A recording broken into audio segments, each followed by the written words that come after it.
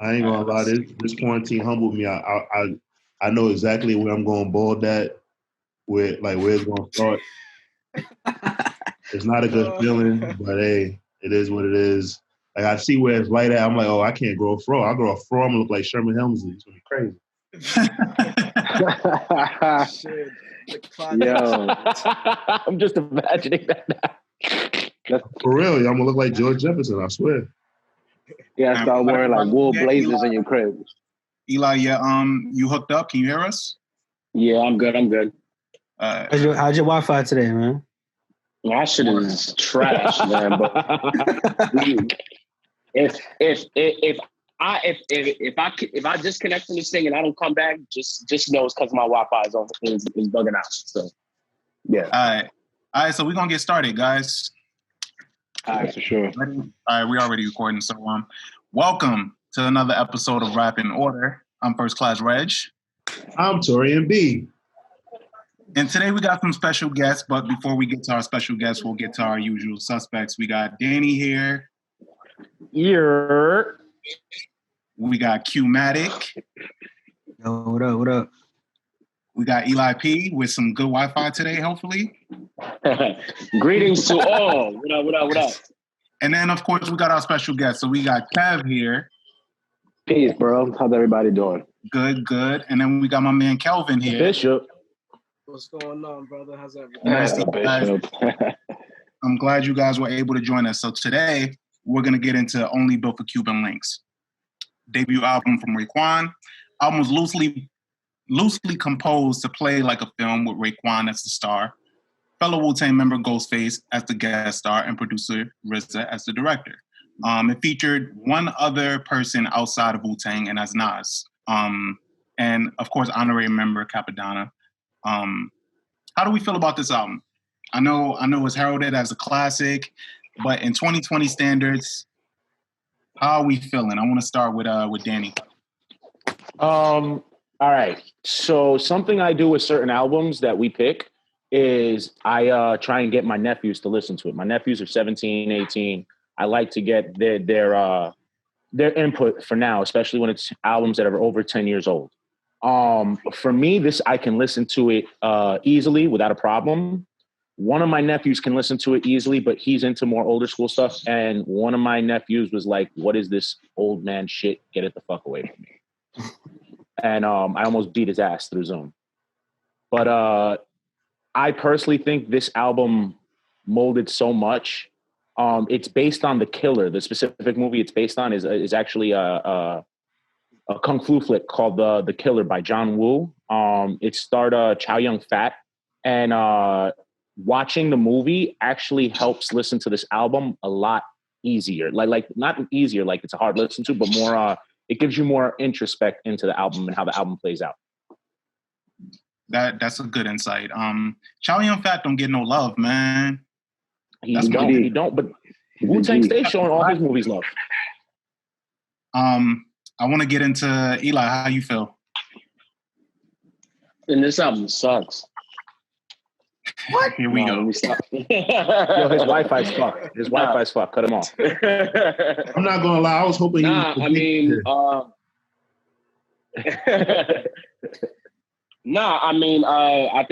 it's a classic album. Going back to it, I feel like this album is a little too long. I would have to say that's my only issue right now. And man, yeah, it's a classic, but there's also some tracks that I could do without. But we're gonna wait until I guess like we get into that. So. Okay. Yeah. And Kelvin, what you think, bro? Yeah, so I got two sides. So there's my subjective side and there's my objective side. So subjectively, this is honestly my first memories of rap, period. Like, I literally remember being 7 years old with my sister, watching Uncle Ralph and Video Music Box and watching the Ice Cream video. And pick your phone up, bro. Pick your phone up. I can hear you, but gotcha. Sound better? Yeah, a little bit. All right. Well, basically, this is like kind of like one of my first introductions to rap.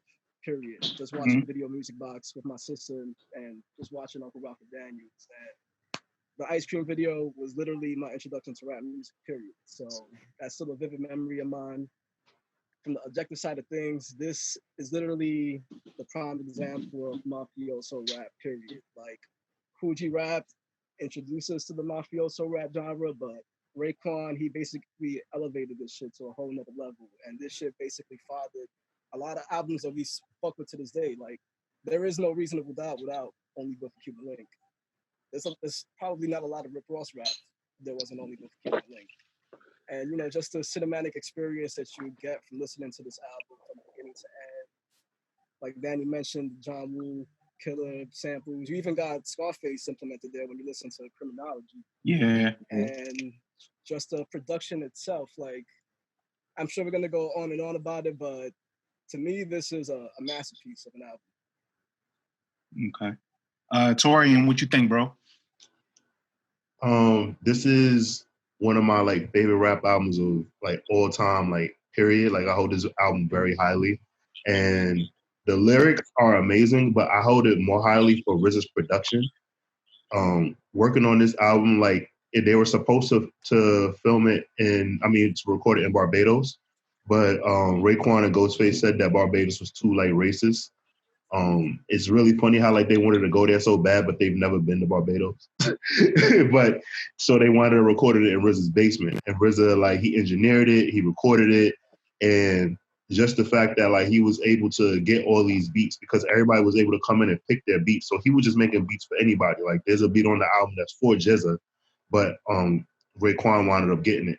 So it's just very like it's so interesting to me, like all the things that come with this album. Just like the fact that recording this album, like he basically said, like, yo, I don't like niggas that bite. I don't like sharp niggas, right? But he influenced so many artists. There was no choice. He created a rap genre. Like you know what I'm saying? Like how we have coke rap, like we have mafioso rap, and like he did that. So I just think that's really dope.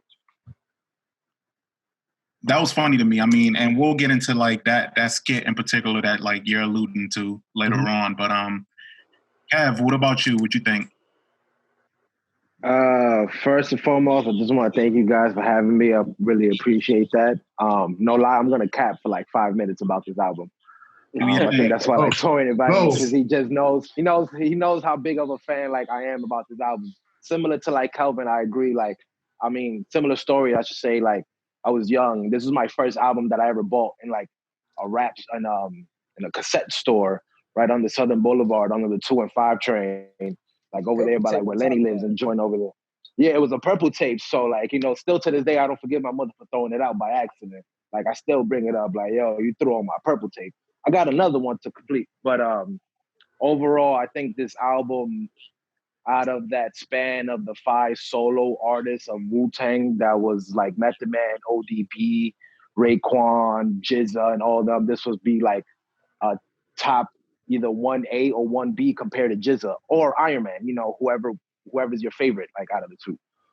Besides RZA's production, which was insane, like beyond, like he created like an actual masterpiece. This is why he's won awards for Samurai Jack, because he was filming movies and everything and scenes like that. You know, you could take each song and make a whole scene or a movie or mini movie about it, because there were skits about it.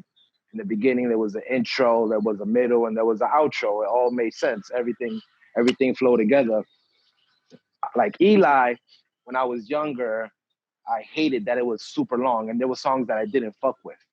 But now when I listen to this album at least once a month, like throughout the year, like you go through my statistics, you go through my data. I'm heavily listening to this shit. When Tori hit me up earlier, I listened to that shit like 2 more times today. I'm like, bet. Like, and there was things that I caught on to today that I wasn't fucking with when I was younger, just because I wasn't like, you know, aware or self-aware, I should say, about like the knowledge that these fools were kicking.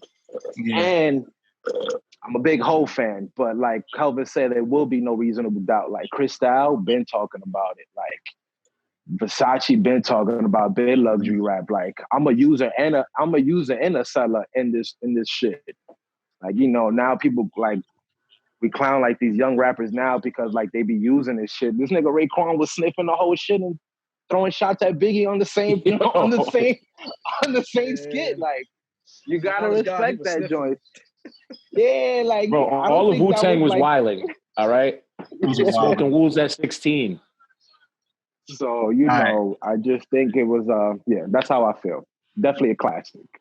Top 5 Mike. All right, bet. So we're gonna take that into the album itself. So the first track we got is Strive for Protection. Of course, it's produced by RZA, like the rest of this whole album is, as we know.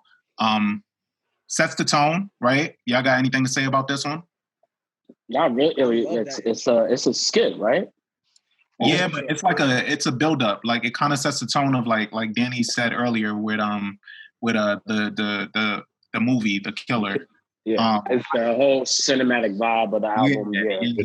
This is their last big score. So he's like, yo, after this, I ain't doing this no more. Like, I think if he's like, yo, I don't want to be sitting on 200,000 no more, still in the hood. Like, I was like, oh shit. Like, I don't know, as a kid, I was like, 200 what? They're trying to get out. All right, so and that's another thing about it too. Go ahead. Oh, another thing about it too is, like, if you listen to RZA's production before this album, like if you listen to Takal and Return to the 36 Chambers, or even Enter the Wu-Tang 36 Chambers, like the production is a complete contrast. Like, you really never got cinematic or orchestral RZA production ever like that.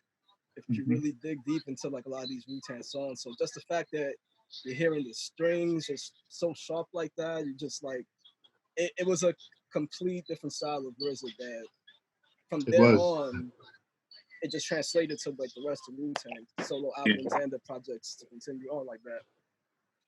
Yeah. I just think it's like every classic intro for like a movie, like Star Wars, like it's leading you off like what's happening is exactly what RZA and the RZA is doing with Raekwon and Ghost, like setting them up, like giving them the backstories to like they could tell their story, like we about to get crazy on this. And, like, I'll wait till we get to the song. I'll wait.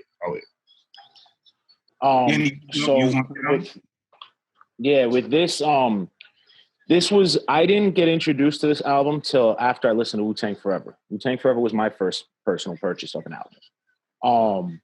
I didn't fully understand it. I was only 10 years old, and me and my brother, like, I actually plan on getting a tattoo of the actual purple tape for this album because it's one of my fondest memories of my brother is listening to this album from the beginning and like not getting this whole album at first because I went back to listen.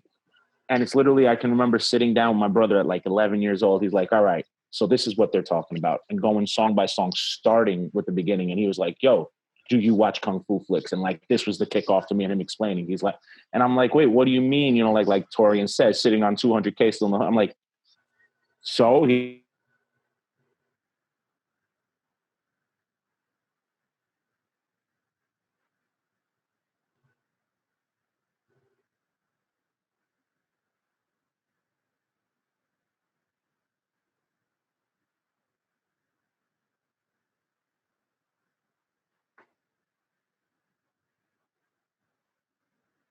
Or the actual song, the first song, features You God and Ghostface Killah.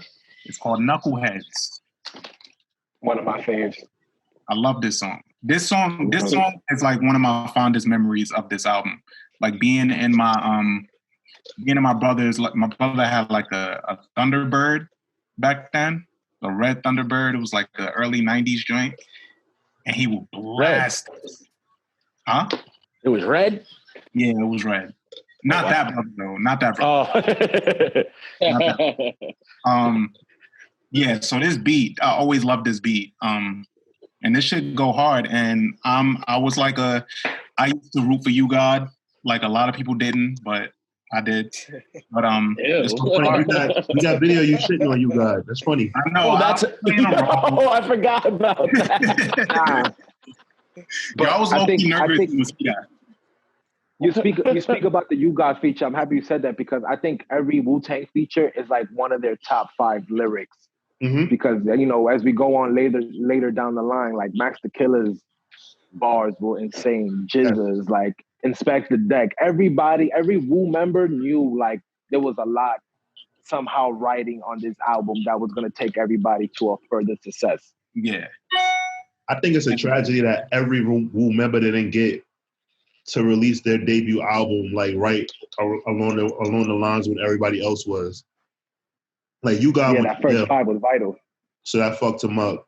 But like I think like if everybody would have got their own albums, I think like Wu-Tang's like lore would be even like bigger. Like think about like 9 people putting out albums that are like arguably like some of the best debut albums that they could have put out. Yeah. I mean, I think all of them would have put out good debut albums. I don't think it would have been one bad debut album for any of them. I just don't see myself listening to an entire Master Killah or an entire You Got project. I really think you Master Killah got 2 dope solo albums. Yo, believe it or not. No. I do believe it. I've heard them. It's just I can't sit with them. Any of Method Man's albums. Probably you need to relax. First album I don't like. I need you to relax. You need to relax. Relax. No. I don't enjoy that. Was 420? Was it 421? That was a good album. Oh my God. Blackout album are good albums, even though it's a joint album with Redman. Cal 2000 was trash, bro. I don't enjoy it. But the first to Cal, after the first to Cal, but yeah, that was trash. Exactly. I told you, man.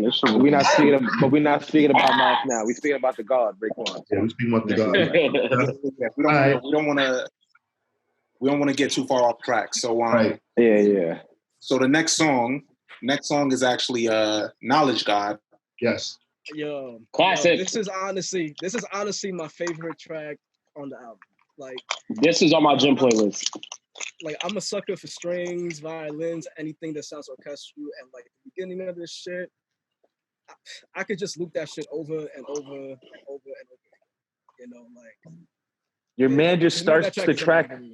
Yeah, he just starts the track doing rails. He just sounding crazy. Yo, and when I was 8 years old, I was like, damn, this nigga got like bad allergies. These niggas come from the street. I didn't know any better. Like, allergies. Yo, I remember that exact conversation with my brother when this came on, and my brother's like, no, he's doing coke. Like, my brother waited for my reaction. I was like, yo, is he sick? Like, damn, it was good. and color of gray, like Haran. On the track. To me, that line literally resonates with me all the time. When the sky see the color of gray like Haran, like. Yo, that's definitely one of my IG captions. It was and it's funny too, because like every time I think of Raekwon, I always think about Rock Marcial. Not to go off the track, but like this is just to give you like a sense of how many people he's influenced. Like Rock Marcial's entire like his shit right now is all it's imagery, it's vividness, and that's what Raekwon created. That's a good one, Cal. Good. I mean, even Griselda too. Like Raekwon just implemented. Like for sure. Like he was on the intro. He was on the intro to the what was Shin Gun do? Yeah. So that's what it is. That's how you know. That's how you know the Buffalo Tour. That's how you know the Purple Tape is a classic. Like the fact that like down the years already. Like it's 1990. August 1st it came out 94. Yeah. 2020 and like artists now is like, yo, bro, come show love on my intro to my album. Mm-hmm. Wow. So he cemented, bro. Yeah, for sure. Yo, look, do you not see me fanboying right there when I met him? That shit was crazy to me. Yeah, I got one of those too. I was so mad that y'all got to, cause I forgot where I ended up. I think I was with my niece. I was with my niece that day. Yeah. So 2 fun facts. The first fun fact is that when I got to hang out with RZA in the studio, like basically I just asked him like, yo, what was the reason for you making it the Purple Tape? And he was like, oh, because like everybody that had work on the block had their bags in different colors. So to be distinctive, to separate myself from everybody else, I had to do that. So I was like, oh, okay, cool. And then I wasn't sure like why you got in stay on the whole album. And he was like, oh, because that nigga dies. So like in the storyline, like we say he dies off, and then he that's how Capadonna ended on the album, because you guys was like, yo, my man Capadonna, who been teaching me how to rap, is nice. Let him get on the album. That's why like he came in and stepped in. So literally it plays out like a film. They out doing this heist. One of their mans gets killed, and then they that's Can It Be, right? Yeah. Yeah, and like I didn't know that. Yo, you rewatch the movie, it all clicks to the movie. You're like, oh shit. I gotta rewatch that. Very cinematic. Oh no, I gotta watch that. No, I didn't know that. That's fine. Yeah. Purple tape was like Frank Lucas's Blue Magic, yo. Exactly. Yeah, Yeah. exactly. Yeah. Like That's what the I fact that, like they just did that. Each one of these songs. They just thought it was some fly shit. And like when they were recording the album, these niggas was like they just had the DAT in the car with them, and they would just be talking shit, recording themselves talking, and like RZA was just like, all right, I'm gonna use some of that. So like later on in the album when Ghostface Killah told me like, yeah, you see these wallabies, I'm gonna dye them two-tone. Yo. Like to like I don't like it. Like back then, that was like mind blowing to niggas. Like, yo, how you get your wallabies that color? Like, Yeah. Every time I see a pair, I tell me you gotta drip them like it's marble cake, bro. You just have to. This summer I was really preparing for a Wally summer all summer. Might have to be a Wally spring. I fall. remember actually. You started copping. Yeah, I got 2 pairs ready. I'm like, oh, I haven't even pulled out a pair. I'm like, needs to come out. I feel you, yo. I feel you. I've been doing the same thing. You know me, I love being a grandpa out here, man. Cozy. Vibes. All right, so we'll get into the next song, which is Criminology. That's it. With the Scarface sample. Scarface intro on that shit. I was watching a clip of him like talking about this, and like when they was making this, that's when he came to the realization like, yo, nobody's fucking with us. Like what we're about to do is that different. Is that who said that? RZA or Raekwon? Raekwon said Raekwon. And then he said that this is when Ghost was like, yo, I'm not wearing clothes no more. I'm just wearing robes. Yeah, and for the video shoot. Yeah, for the video show, Ray was hyping him up like, yo, the fuck this, yo, be different, like don't wear no clothes. The nigga Ghost. Yeah. Because he goes even I think on the album too mentions like the golden arm too already, like the wing. That was the vision already. So this song is big, man. I mean, this song was it the first? No, it wasn't the first single. I know it was a single for sure, but I'm trying to think. I think was the first single. Okay. But yeah, it was a big song. Like when RZA dropped, RZA waited to drop this in that battle with Premier. He really did. Yo, he waited. Yeah. A lot of people got reminded that night about the shit that RZA had. Yeah, man. Like, I mean, admittedly, I had Premier winning that, but the way RZA came through with that. Nah, but there were just people that like wrote off RZA. Like, why is he even in this? I'm like, bro, it's because bad disrespectful. Primo played his cards terribly. That's what happened. He was treating RZA Buster Douglas. That was criminology. Primo did play his hand terribly, but I'll say this: the production that RZA had, even though like he has like a signature sound, it gets so it riles you up so much, and that's like the point of it. Like even like his like the beat, or it reminds you of being in the car and shit like that. Primo has a lot of production, like without like Gangstar and I forgot the other group. Damn, I can't believe I'm Group Home. Yeah, Group Home. There you go. Other people that he work with that like don't really hit you like that. But Wu-Tang, I don't care, like especially our generation, Wu-Tang is gonna hit everybody a certain kind of way. So I think that's what it is. It is mostly our age group. So people we just know that Premier is like the Dr. Dre of the East Coast or whatever like that. But like, nah, man. Like even though RZA made beats for the same 9 niggas for almost his whole career. Like, and he just sprinkled a five.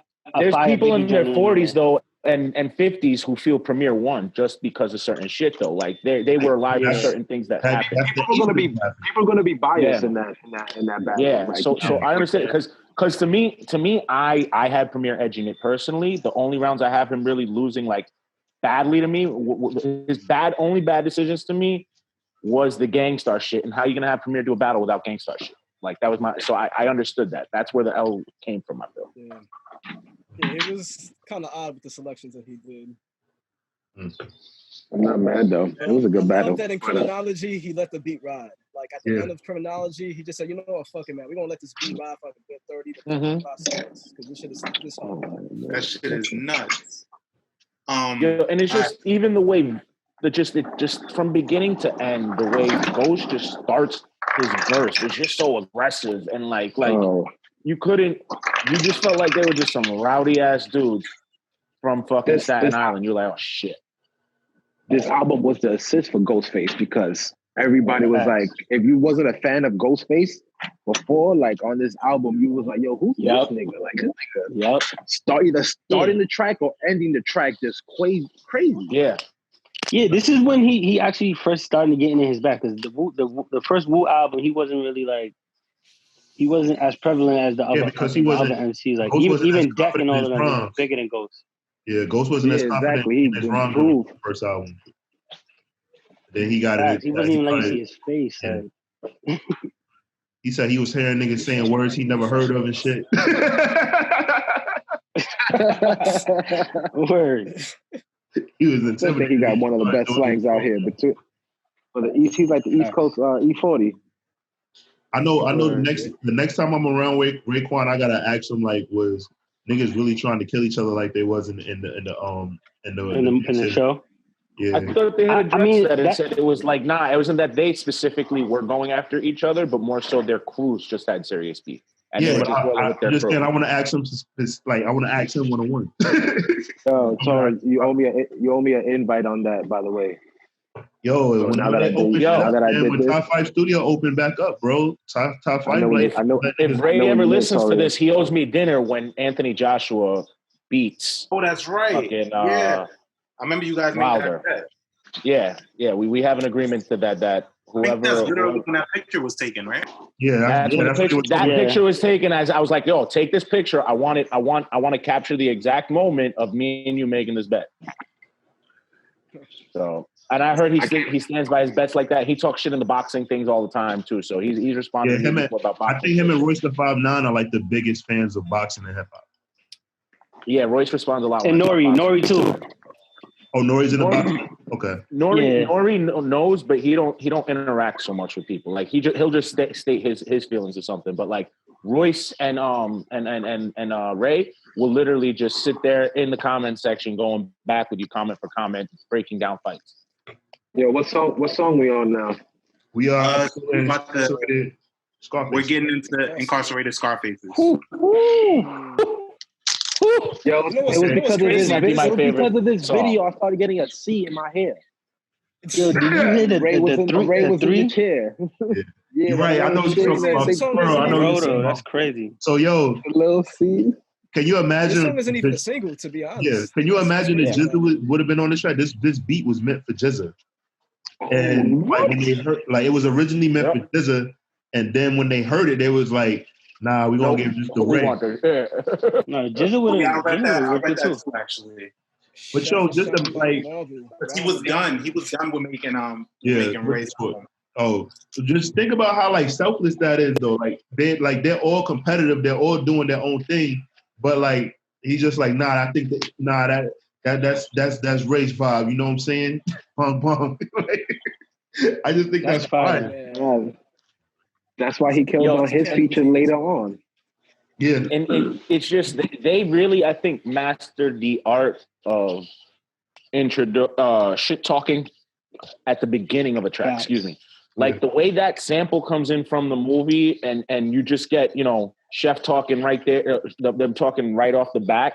It's just like, oh, this was it's just well thought out down to like the random shit they're saying, and you really knock niggas out the box. Like there, start off, knock niggas out the box. Like, wait, bitches know my motherfucking repertoire. Like, and even Ray in his verses, like some of the shit he's saying is like, it's like the sentences are fully slang. Like sometimes you gotta like really focus and understand what the hell he's talking about at times. Like, you gotta read between the lines. Ghost did that on Nutmeg on Supreme Clientele. Like, what the hell? It's one of my favorite songs ever. And I want to hunt for that album on vinyl right now. And that's why I you love inspired me with that vinyl collection thing. That's looking real pretty. I might have to. Who produced Nutmeg? Nobody knows off top, right? RZA. Juju. Juju. RZA rapped on it. I don't think he produced it. Oh, okay, shit. Nutmeg was by Juju from the Beatnuts. A word? Word? That's fire. Diablo. Shout out to Juju. Low key, the Beatnuts produced a lot of amazing shit for people that people don't realize. On top Queens of got that great shit, producers. Yes. Queens got great music That's producers, bro. that's a fact. Yeah, Shout out to Juju. Like Havoc. Yeah. For sure. That's crazy. But we get into Queens because Nas is on this joint later too. Oh yeah. Oh, yeah, man, yeah, that's yeah. my We'll favorite get Nas there. verse of all time. All We're time? gonna get there. So I mean, they won't. Yes, that's his best Wow, verse. I'm gonna get This to is why I that tell when we get people to all the Rebel time, Wilson. like- I'm gonna get to that. Yo, Q, you're a wild That's why I boy. tell people You're really a everybody wild boy. And feature- you're disrespectful. Nah, everybody's next song- feature on this album is important. They all go like top notch. Nobody's spitting trash bars that's on why this shit. nobody. Yeah, that's why it's just the crew and Nas. It's Yo. just like that's It's a what it is. highlight. How many verses you Which think is they a told people, highlight. nah, that's not good enough for this album? I don't think they had anybody but That him in would the be studio. crazy. I don't think anybody. I don't what- think anybody that happened. I don't think so. I think they all knew they had to bring it. What came out first, the Infamous or Only Built for Cuban Linx? The Infamous. Because they Yeah, linked up Infamous on was 92, wasn't Eye it? for an Eye. I'm sure that shit had something to do with it. Like Mobb Deep had them on Eye for an Eye, and then Nas ended up on Only Built for Cuban Linx. Like Because Infamous Yeah, came out because in they April. fucked because with it the was fact that Nas they and were it was throwing Nas shots and at Ray, Mobb Biggie. Deep. Yeah, that too. Nah, they didn't need them. We were throwing shots at Biggie by ourselves. Sorry, I'm a big fan of that skit. So I'm a big fan Alright, of that rapper skit. It's all good. What we got next here? mad rapper. Rainy Days. We got Rainy is Days next up. Rainy Days is RZA's favorite song of all time, apparently. Word, and it's produced and it's obviously produced by RZA. It features Blue Raspberry and Ghostface. Shout out to Cautionary Blue tale right here. I fucking Yeah, I love her on every fucking Wu-Tang she song, captures all the emotion in this song. Like she's not even like the best singer, but yeah.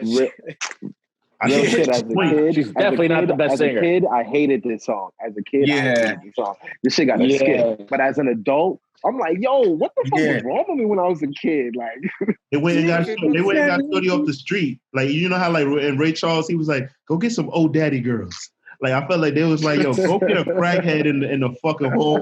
What's your name? Yo, sing your heart out. no. This is like the perfect metaphor though that everybody can relate to. Because how many times are we going through rainy days where motherfuckers is broke, don't got motherfucking bread, and we fucking just are back against the wall trying to figure out, yo, what the fuck are we gonna do? all right, so who got a better rainy days, Raekwon or Ja Rule? You wanna know what? That's a good argument for me, bro. Ja Rule. Ja Rule, bro. Ja got it. Ja got it. He got married. Ja got the better rainy days. Don't ever challenge Ja Rule. Fuck out of here. Yo, So don't ever challenge Ja Rule.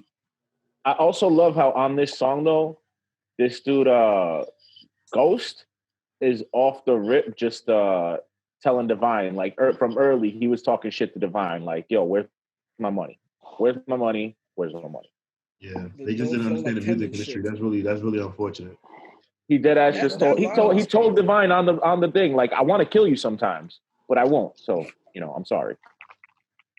Yeah, where the show was the first time I was like, yo, damn, Wu-Tang want to kill each other every time? I was mad surprised as a kid. Yo, you never watched the show? Yeah, the show. You never watched the show? Yeah. Yeah, when Method Man and Ghostface got the fight. Yeah, it wasn't Method Man and Ghostface. It was Method Man and Ghostface. Yeah, it was. But then you guys was getting crazy disrespectful with him. Oh, yeah. Like, I wanted him to fight you guys more than anything. And him and you guys are best friends. Yeah. That's our But brother. now it's about the money and shit. It's the same it's not backstage. What the show? Rhyme and Reason?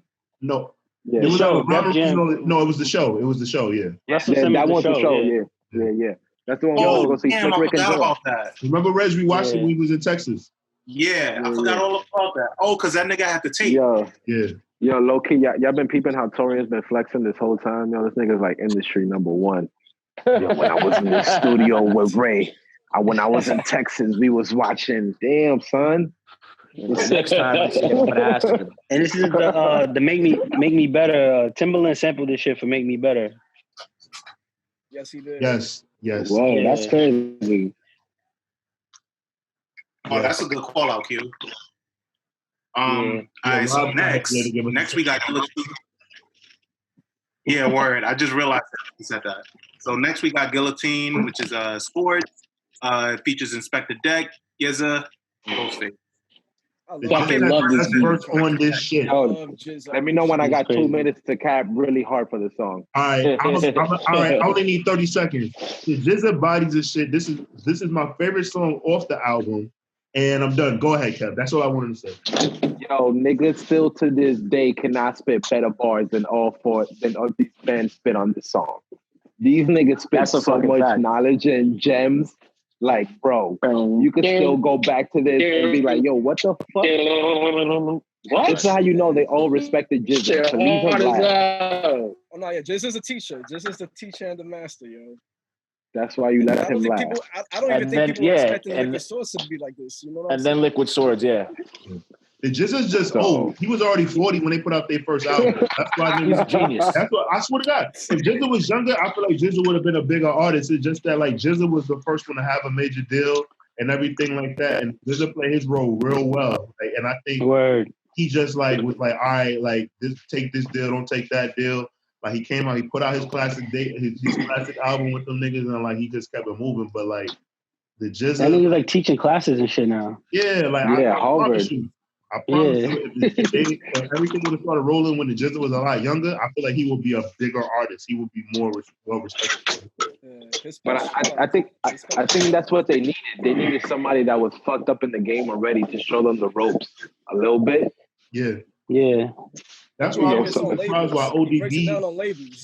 I was so surprised why ODB, not to veer up, but why ODB like mishandled like his business so poorly. Because like, he was with the Jizza, like he was with the Jizza more than the RZA was. Like exactly. So like it was really confusing, but I feel like he probably was just like there, like he didn't listen or learn anything or something like that. Yeah, he was lit. It's crazy, like, the Jizza was out at the same time as Jaz-O, so everything that Raekwon learned about the industry, that the RZA learned about the industry being with Jizza is what Jay-Z learned about the industry with Jaz-O, and that's why Jay-Z is like that's why Jay-Z and RZA are very, like, they maneuver through the music industry very well. Like you've never heard RZA or Jay-Z like having like problems like with labels or situations and shit like that, because like they already if I'm not mistaken, already failed. What happened? Yeah, Inspector Deck started this song, right? Yeah, he's like Prodigy. Yeah, I just want to say Inspector Deck, like with intros, is like top 5. Poisonous. Yeah, him and Prodigy is the best. Phonograph in half. Yo, low-key, what's the joint on Pun's album? He bodied that shit. Yes. Oh my God. Yes, Deck is a monster. He was so underrated. So underrated. He never had that classic project though. He has the best verses on every Wu song, in my opinion. Facts. Triumph. For heaven's sake, like he just bodies everything. Yeah. The next song, Can It Be So Simple? Yeah, man, that's the next song. So Can It Be All So Simple? Remix. The remix. Yeah. The remix. Because it's important. Because it's important. Because the remix, because the original was already on and popping already. At this time, and then the remix was left on the album. Yeah, this was another downer, man. I mean, not downer like bad song, but like damn, like one of those. I fucked with it though. I do like this song. It's good. Go ahead. Sings like, yo, I'm hit. I was just gonna say, like, I can't listen to it. Like, when I think about replay value, like I can't listen to this song all the time. Not this one. But it's definitely not a song that you can't put on replay value, but it's a classic. It's up there with one of the best songs ever. Yeah. I mean, it's a great filler. It's great for like the storyline of the movie that's happening on the album. This shows you the up and downs of the drug trade. Like, yo, I'm hit. Like, yo, your man's just showing what, and then he's hit. I play it or every single. I can't not listen to this song. No, I love Can It Be. The beat is amazing. Oh, I love this. The beat is great, but I'm riding with Reg on this. So I can't do this one all the time. But when it comes on, when it comes on shuffle, like, yeah, it's a good one, man. It's a real good one. Wait, is this the one they had a video for, or was it the Wu? Was it when they had the polo beach, the snow beach jacket? That was a Wu-Tang one. That was the that was the original. That was the original. Yeah. The snow beach joint. So the next song, oh man, next one is a skit, guys. Shark niggas. Oh man, fighters. Man, you already know who we talking about. Flat out blatant. They were flat there's out. There's a lot of backstory on this one. Obviously, with the biggest one being about Biggie and about like how they going in on this. And it was connected to Biggie and Nas, but you don't get the big clue that it's about Biggie till they say the whole shit. Like Nas coming out, you know, he baby on his cover, whatever. Like, you know, that was the obvious clue. Like, you got your man try to flip your words and shit, you know. Yeah. And then he's coming out like nah. So fast forward when Premier played "Kick in the Door" in that beat battle against RZA. Wait, you shouldn't talk about this yet. But all right, go ahead. Fuck it. Why? Because the song. Oh, well, we'll talk about it when he gets this. The song that he referenced is coming up. Okay. Well, no. See, I wasn't going to talk about that. But okay. But biting niggas is it all stems from that. But Facts. Anybody else got something to say on that one? I mean, it was just blatant. Like, I don't have shit to say on this. It's just blatant.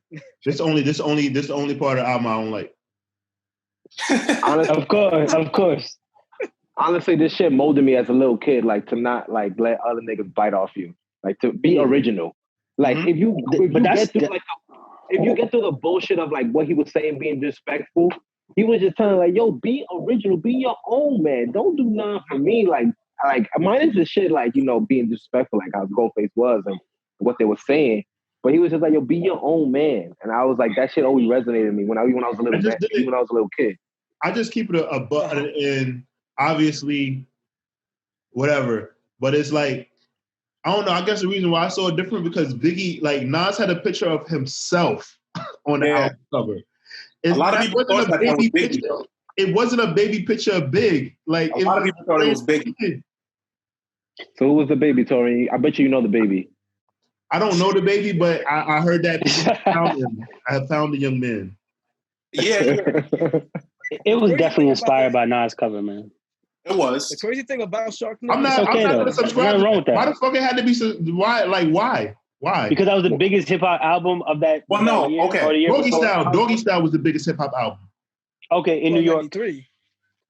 Biggie was aware of Illmatic. Is my point. Yeah, he was absolutely aware of Illmatic. And I bet you Biggie didn't. Nas wasn't an infant on the cover. Was he an infant? No, he was a child. He was a child. But that was Puff though. That wasn't Big. Big didn't pick that cover, man. Yeah, Big. It's a lot of shit Big didn't do. That Puff did. All I'm saying is that they were coming at Biggie. I guarantee you, Biggie didn't even know the album cover was going to be until Puff showed him. Yeah, you saw the Notorious movie how Puff was snaking that nigga. That nigga said, Clive Davis just gave me 100,000. 15,000 is yours. No. That Biggie didn't know a lot about what was going on. Nah, this shit was classic because this is back when hip hop, when niggas weren't friends. Yo, you a clown over there. I don't fuck with you. You a biter. Don't come fucking with me and my team. And this is what Ghostface has constantly proved time and time and again. Like, yo, don't talk about me. I'm gonna come up on you and I'm gonna punch you in the face. And that's cool. He did it the Mace. He did it to Joe Budden. Anybody got any other stories? I know two rappers for sure. Mace got his real life. Joe Budden was on Joe Budden Live TV talking about it. So say that. But he ain't doing the Biggie. In hindsight, everybody was biting off their shit afterwards because they were the first. He didn't want to catch Biggie on his bad eye. The mafia aliases and whatnot. Nobody was using mafia aliases. That too. Yeah. So it's like they had in the Wu Gambino's track, everybody had the alias in that bitch. Yeah. And I mean, they're clearly more creative than everybody, bro. Biggie started calling himself Frank White, and I'm pretty sure he gave himself that alias because they gave him. I'll say that, but the album cover, I'm not giving. Biggie definitely started calling himself Frank White, but you see ain't nobody challenge him calling himself the King of New York, though. So you basically just said like he got that off Ray. Right. Yeah, I said that. I said I'll agree with that. I just want to end the song on that, so we can move to. But I'm saying Big was a better rapper than them, so he could back it up. So it didn't matter. Like when you could take stuff from people, but if you got your own original style, like with the actual music, it don't even matter, bro. I think after a while, that's artwork. That's artwork to sell the CD. That don't mean shit. Hey man, ain't no other kings in the trap. It's siblings. Right. Yeah. I think after a while they had mutual respect for each other. So I was like, yo, I want to fuck with you now, but like honestly, I cannot not fuck with you. And Meth was on their album. Like that's the crazy part. He was on the what? Yo, but do you think? Oh, wait, sidetrack. I don't know if we could keep on going, but do you think he was dissing Biggie on that? Because I hear the rumors about that too. Who, Meth? Meth was dissing Biggie on that own track of the what? Well, the whole point of the what they was going back and forth. They literally was sparring, like they was going back and forth. So when Method Man heard it, and I'll say this: Method Man absolutely got Biggie on the what. I'll say that Method Man is probably one of the few rappers who ever got him. I'll never give, and as big as Jay-Z fan as I am, I don't think Jay-Z's ever gotten Biggie on the track, but Method Man absolutely got Biggie on the track. Yo, whoever records this, send me this edit tomorrow. I'm gonna post this shit on IG. I record it. I'm the recorder. Send me that. Text me that part. That was beautiful. That was beautiful for you to admit. Nah, like I said, nah. Well, I always say that. It's just that Biggie's dead. I always say that Biggie's the greatest rapper of all time. It's just that he's dead. He's not here no more. Jay would have definitely got him eventually. I don't think so. I think that's a whole nother conversation. But I don't even think Jay will. I don't even think Jay will. I think Jay will literally be. I'm not even gonna say who I think he will be, but Jay wouldn't be. Sean Carter wouldn't be the Sean Carter that we know right now. Biggie was still alive. I'll tell you that right now. That's true. Yeah, he definitely filled in the blank. Hope didn't play against Swag till like 98. And then Pun didn't die. He was about to get up in that ass too, but you know that's a time for. I agree. That's another story. I agree. He's a monster. Yeah, another story. Yeah. I'm not even going to get into that because that's going to take us off. Yeah. I'm going to get into the next song. Next song is Ice Water and features Capital. Oh yeah. Let's get into it. Those came out hard in this shit. Off the this is the song that Big reference on Kick in the Door when he said bleaching your eye. Yeah. I think Ray. What did Ray say? He said, "I'm good off of this track, though." He said they're trying to take bleach and throw it in my eye. Yeah, fuck that. Why try? Throw it in my eyesight. Yeah, exactly. Yeah, I wasn't a fan of this song as a kid. Still, even as an adult, I play here and there. But good intro to Kappa, though. Yes. Yeah. Because he took this shit and made this his company name and shit. Ice Water Records. Yeah, for sure. Yeah. Word. Yeah, that's when they beat up Joe Budden and shit. I think it was Ice Water TV. Niggas beat up, yo. Oh, okay. I do remember the origin of that because Joe was going in because he felt like he was a better rapper than Method Man. That's crazy. Yeah. Method Man wasn't even present for that ass whooping. It was just the other member. Yeah. That's just like when Papa Wu rolled up on Action. Yeah. Oh yeah. R.I.P. Papa Wu, by the way. Papa Wu. Every song title on this album is phenomenal. That's one thing that always stood out to me about this album. Every song title on this shit is just like Ice Water. And you know that was Ray too, because Ray talks like that. He's real luxury rap, silky. Yeah.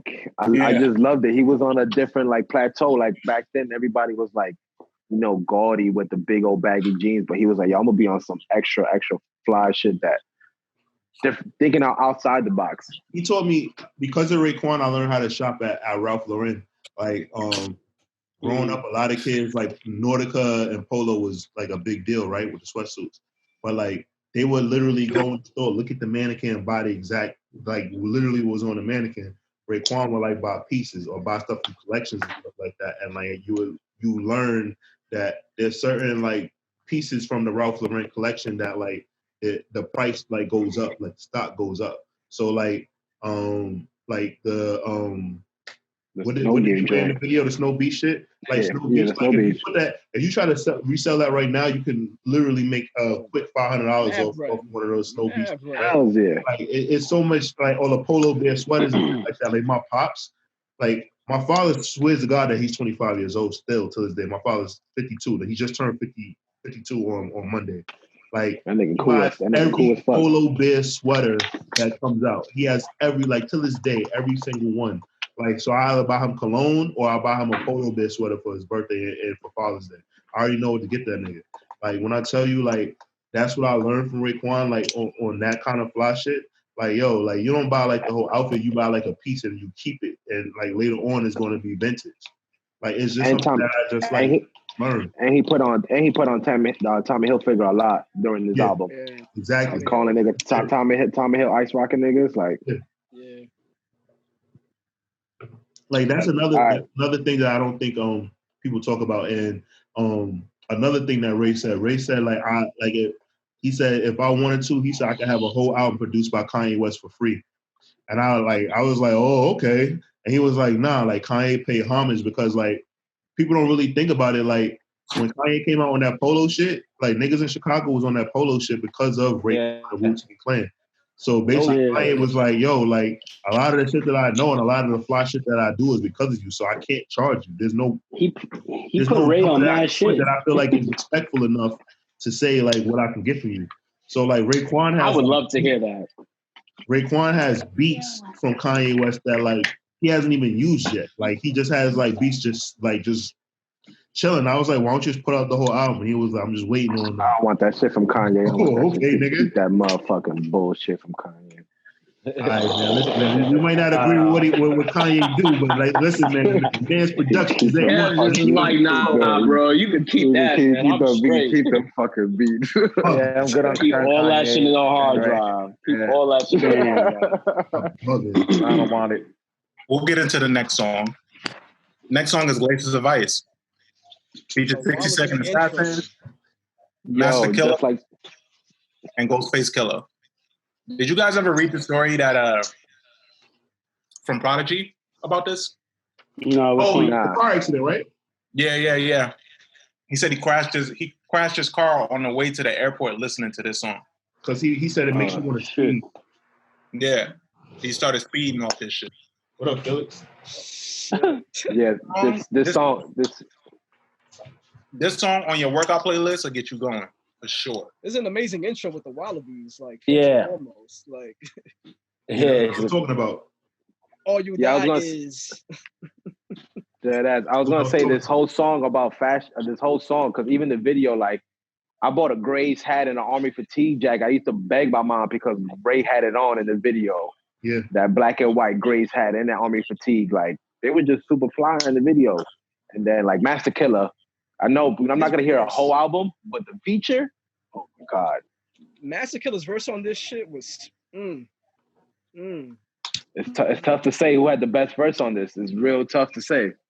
He's like I always like Ray's better on this one. I think. You know how many rap crews wish that they like how many like substandard dudes and rap crews wish that they got opportunities that niggas in Wu-Tang got. Like even though like Master Killah didn't get a solo album like early on, like niggas recognize his pen and recognize how good he is as an artist, whatever like that. But then you have dudes that are like in rap crews, like let me think of somebody that like, all right, like Black Rob had his moment, right? And Black Rob's album was like a moment, but people talk about the song versus like his rhyme skills. Niggas in Wu-Tang, like when they came on, like they was going for niggas' heads. Yeah. Niggas that was in rap crew that didn't get to do shit. Like think about all the same lunatics. I'm pretty sure them niggas can rap, but like we'll never find out. Think about all the niggas in Dungeon Family, like that can rap, but it's like we don't. You know what I'm saying? Like niggas in Wu-Tang all had their one moment to shine. Whether it was one verse or an album, everybody in Wu-Tang got a chance to shine. Yeah, even you guys who never got an album, but he got verses on like some of the biggest songs. He has an amazing book, and he bodied it. You guys has an amazing book that he wrote himself, and I think that shows him as a like he could make a good album. I'm just saying, if you're able to write an entire book by yourself, I think that shows that your pen is pretty strong. I'm gonna read that because I got the other Wu-Tang books. I haven't read you guys. Like you guys' book is really good, bro. I only have the Tower of Wu, man. I've read that book like 3 times. Speaking of books, yo, Eli, you got my World War Hulk. Yo, what? My World War Hulk book. Yeah, I still have it. Yeah, put that to the side. I'll get that soon after quarantine's over. I got you. Sorry. All right. So I got that shit in my book collection. Organized my comic books today, and I realized I was. Hold up. Just thinking Eli. You gave me that shit. You gave me that shit like 3 or 4 years ago, man. I know, and I asked you to bring it back, and you never did. But I didn't want to be that friend that's like, yo, where's my stuff? But I read that shit, yeah. That's how you know Darwin is actually like 60 years old. He's like, I remember, nigga. It was 4 years ago. I remember Eli got that shit on his shelf. It was August 2nd at 10:40 at night. You actually borrowed his bullshit. Only reason why I want to make sure I get my shit back, I'm gonna tell y'all a real quick story about Eli, right? So I know one of Eli's best childhood friends. Oh, his name is Danny. Oh my God! Here we go. I already know where this is going. Danny let Eli borrow a magazine to read. Danny comes to Eli's house to visit, and this nigga Eli took the pages out of the fucking magazine and put it on his wall. I swear to God, Eli, if I ever come to the house and I see the pages from World War Hulk on your wall, I'm fucking you up. I swear to God. Yeah, bro, that shit was crazy. That's fucked up. Yeah, you mad. That's how you know you a Bronx nigga. That's mad rude. Nah, we would have fought. Sorry about that. I'm sorry, guys. I'm sorry I veered off, but I just had to like make sure. Hilarious. It's on record. That's such a funny fucked up story. Yeah, and the fucked up person is you. I know. But we older now, you know. We laugh about shit like that. This thing is crazy. Oh my God, man! What the Eli, hell? nut job. All right. So, Word. The next song is Verbal Influence. Classic. You can't say anything wrong about this record. I fucking dare you to try. Yo, have any of y'all read big Ghostface's album review of the Purple Tape? Nah. Yo, he's a great producer, by the way. Big Ghost. Yes, he is. Fucking amazing producer, and he just put out a project. I think maybe a couple of weeks back. It's like a compilation of a whole bunch of shit. Yeah. If y'all haven't checked it out, go fucking check it out. The shit is fire. Yeah, he's got the shit with Conway dropping too. I beg you, when you get a chance, read his album review of the Purple Tape and skip to the part when he gets to verbal intercourse and talks about Nas's verse. The way he details it, he said that Nas. Hold on, I'm gonna look it up. And Nas walked in, didn't speak to anybody, right? And he said that when he walked in the booth, that a portal opened up and the RZA opened up his shirt for the first time during the whole recording. And Nas flew out of the booth. Like he turned into an eagle and flew out of the booth and didn't return. He said that every time he saw them niggas another time, they'd be like, yo, that verse was crazy. And Nas would be like, yo, what you talking about, son? Yo, I truly miss Big Ghostface's album reviews, man. Yo, bro, I just thought that was one of the funniest album reviews I've read in my life. I just imagine that was a time in the blogging world. Yes, it was. That was remember when we thought Big Ghostface was Donald Glover? The blogger. All right, but funny story about this verse though. This verse is on Nas' demo tape. Really? Yes, it's on YouTube. Wait, what was that? Nas' demo tape. The first. It's not in its entirety, but like the lights, cameras, and like that whole beginning part of the verse is on Nas' demo tape. Damn. This is like the one that has Deja Vu on it. Yeah, that same tape. Yo, that's impressive and disappointing. It's impressive because he was 17 years old when he did that. That's impressive. It's disappointing because I always thought that he went into the studio with them and they all came up with shit like together. Well, that shit it's not verbatim. I think he just took like the beginning of it. It don't matter. I just told you why it's impressive and why it's disappointing. All right, Nas. But he still got creative in there. One thing I gotta say about Nas in this era though, like his guest verses in 1995, he had Eye for an Eye, Verbal Intercourse, Fast Life on Cool G Rap's 456 album. Yo, that's one of my favorites right there. And More Money, More Murder with AZ, all in one fucking year. Damn. Like he had the that's a best run of bass wild- verses. I mean, he's everybody's godfather because Hope sampled Fastlane is such a wild song. Ghost Reach featured him. He had the best year of guest verses of all time in 1995. Like, Nah. shit was incredible. Touche? It's one of them. It's one of them. Better than Wayne? Okay. Better than 2007 Wayne? Nah. I would say so. Like those Because Nas' Wayne four did like verses 60 of that songs. year. Yeah, but this is quality over quantity. Nas's 4 verses out the water. Nah, I feel you. Listen, I'm always down to Big Nas. That's my favorite artist. I don't know, man, because when yeah. catch up to my campaign, hoop the color of mayonnaise. Hey, man. Just the fact that a non-Wu member is on this album, that speaks volumes in itself. Yeah, That's how and you know you have to get props. also, like it lets you know what time it is because I think in Ghost verse he mentions Tupac in jail. Like don't want to see Tupac or whatever. That's pretty cool. It's a timestamp.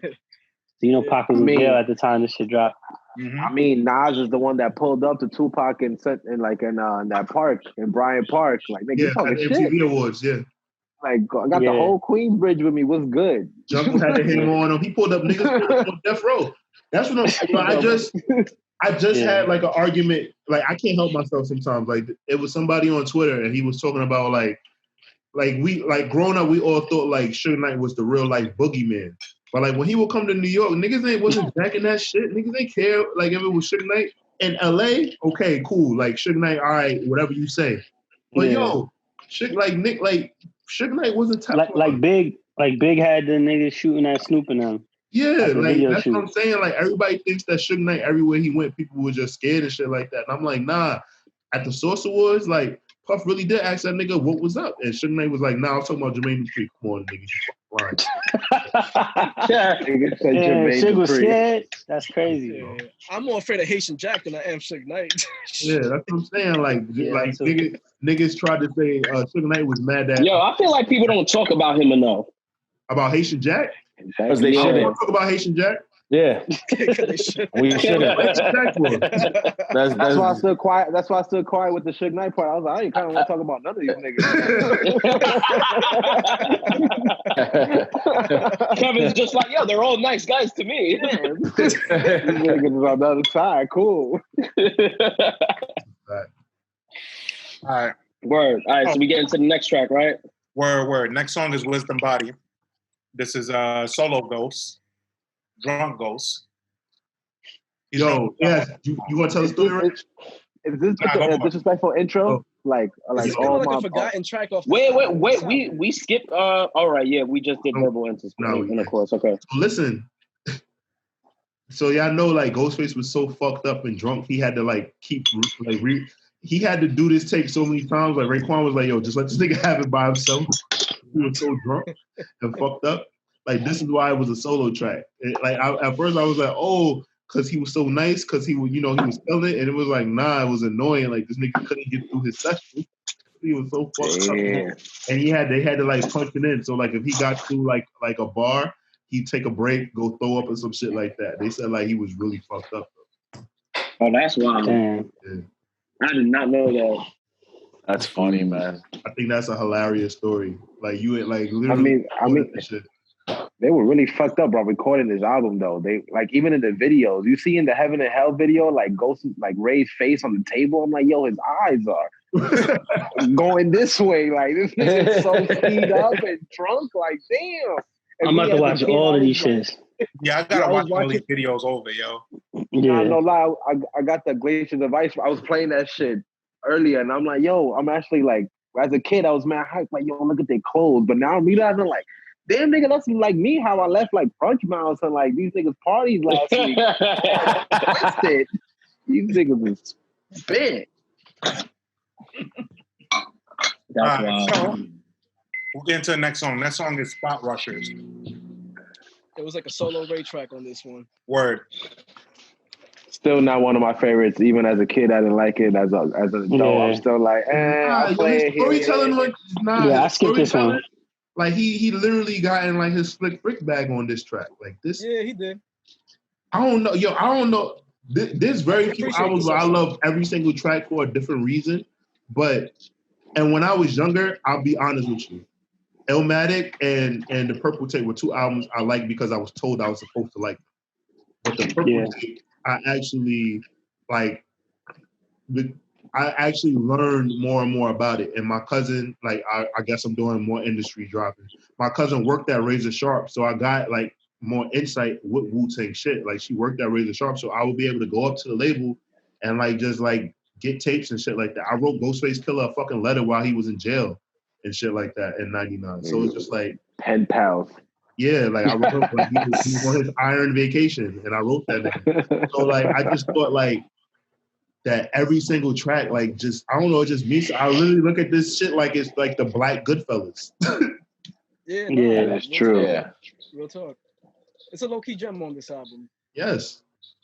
I think I'm gonna like the song like it maybe like when I'm 40 or 45. Like, all right, I get it. Oh, you calling me old? All right, I see what you're doing here. Nah, I'm talking about me personally because there were songs that like I didn't like when I was 7 or 8 or like 6 or like I liked them when I was 15, and there were songs that I didn't like when I was 15. It's just like as you became more self-aware, the same shit with like every album that I like from this era that's a classic. Yeah, like Nas, Illmatic, fucking Reasonable Doubt, like Snoop Doggy Dogg's The Chronic. Like when they put The Chronic on Spotify a couple of weeks ago, I was like, damn, like I was hyped. Shit, like, and I re-listened and I was like, yo, and I was smoking. I'm like, man, this shit is hitting completely different than when I was so different. I've been running that shit back. So this is just one of those albums from that era that like. The Chronic on vinyl? Yeah. Nice. Yeah, that's lit, man. I'm waiting on Reasonable Doubt to come in the mail. I'm waiting on The Chronic to come in the mail. My Beautiful Dark Twisted Fantasy to come in the mail. Ooh, that's a good one right there. Now that's the Kanye we could talk about, not that like, Yeah. Hey, man. We can talk about any Kanye. Yeah. Except for like one album.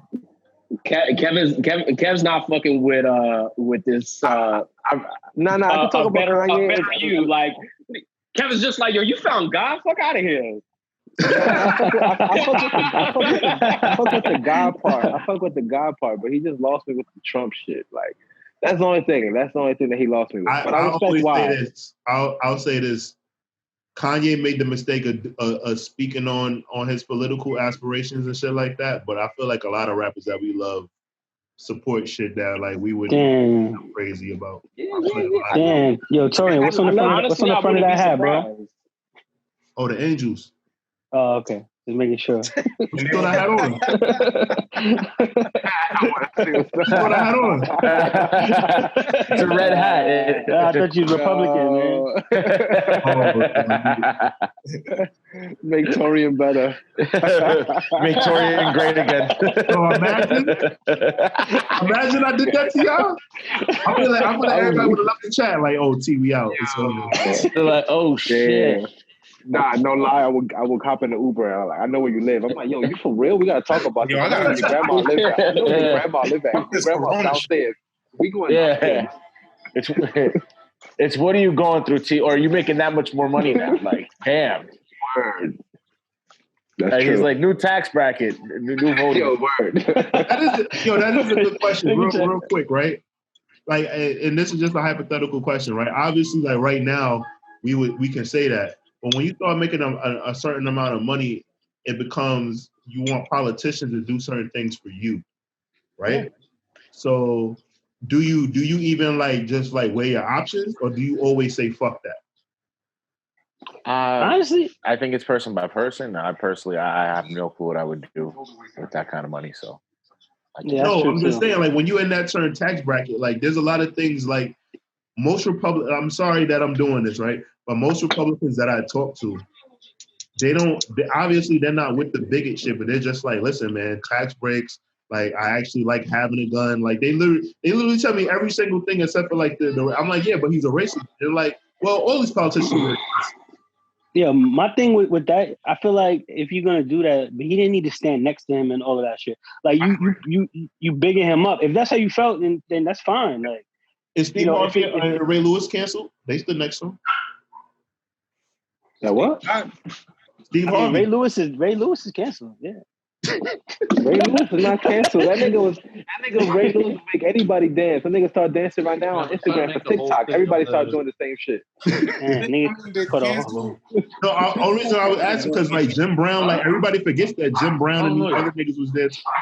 Well, yeah, no, I definitely don't forget about Jim Brown. Kanye's the most visible out of all of these figures that you like a pot. So, like, he's the one that people are gonna keep reviewing. Hold on, wait. You said Jim Brown was there? Honestly, the Jim Brown shit was more disappointing than Kanye to me. Jim Brown was there. Steve Harvey was there. Yeah. Well, they went and talked to him. We don't know what came of it. Yeah, I don't have a problem with you talking to the president. It don't matter who it is. Like, that's fine. But Kanye was pumping like, and actually the TMZ shit. Yeah, he's doing too much, bro. Okay. The TMZ shit. Jim Brown and Steve Harvey. Disclaimer: I don't fuck with anything that Kanye does. Honestly, I respect Jim Brown going to talk to Trump because Jim Brown took a lot. Jim Brown had to go talk to white people during the '60s, during the time he was playing too. So that shit was worse. That shit was way worse. Had to go talk to white people back then too. So he was seeing this nigga Trump like, I did with your great grandfather back in the day already. Y'all niggas is all the same. And we don't know what that conversation was like. Like, so you can't imagine Jim Brown went in there like, listen here, cracker. In